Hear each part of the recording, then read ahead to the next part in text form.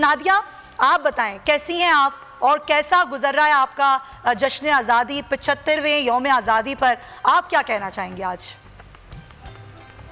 मैं बिल्कुल ठीक माशाल्लाह अल्हम्दुलिल्लाह, और बहुत ज़्यादा खुशी होती है। यकीन नहीं आता है एक्चुअली कि 75 इयर्स हो गए हैं पाकिस्तान को, लेकिन 75 इयर्स में ऑनेस्टली आई वुड से कि जहाँ पे हमें आज होना चाहिए था वहां पे हम नहीं हैं, और इसकी बहुत बहुत वजूहात हैं। हमें उन वजूहात पे रिफ्लेक्ट करना है और उन वजूहात पे हमें फोकस करना है ताकि उन वजूहात को हम अपने सिस्टम में से एलिमिनेट करें और पाकिस्तान को उस मकाम तक लेके जाएं जहां तक हमें पहुंचना चाहिए है। बिकॉज बहुत से ऐसे मुल्क हैं जो कि 75 इयर्स उनको भी हो चुके हैं, लेकिन अब वो हमारे मुल्क से बहुत बहुत आगे चले गए हैं। एंड ये एक बहुत दुख वाली एक बात होती है, एक बहुत अफसोस होता है कि जब हम देखते हैं कि और कितने मुल्क हैं जो जिनको शायद कम टाइम हुआ हो, बट वो उसके बावजूद जो है वो आगे इतने जा चुके हैं, तरक्की याफ्ता मुल्क हो चुके हैं।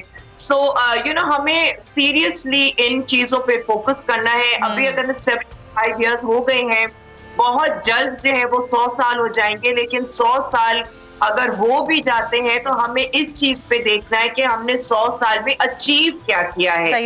इंशाअल्लाह 100 साल भी होंगे, लेकिन 75 साल में जो हमें अचीव करना चाहिए था, मैं समझती हूँ कि ये हमने पूरी तरीके से अचीव नहीं किया है। सही कह रही हैं आप, और यही हम आज जानने की कोशिश कर रहे हैं कि क्या खोया और क्या पाया और क्या वजूहात हैं, क्या हमारी गलतियों का, मुश्किलात का शिकार हैं। बहैसियत कौम हमें क्या करना चाहिए। मेरी ऑफ द रिकॉर्ड अभी सारिम साहब से बहुत हमारी गुफ्तगू हुई कि हम क्या करते हैं कि अगर हमारे गली में पानी खड़ा होता है तो हम अपनी बाउंड्री को ऊपर कर लेते हैं। हमारे घर में पानी ना आए, बाहर खड़ा है तो खड़ा है, हम कचरा उठाते हैं बाहर फेंक देते हैं। ये नहीं सोचते कि भाई ये उसके बाहर भी हमारा ही हिस्सा है, सिर्फ घर ही हमारा हिस्सा नहीं है, पूरा मुल्क ही हमारा घर है।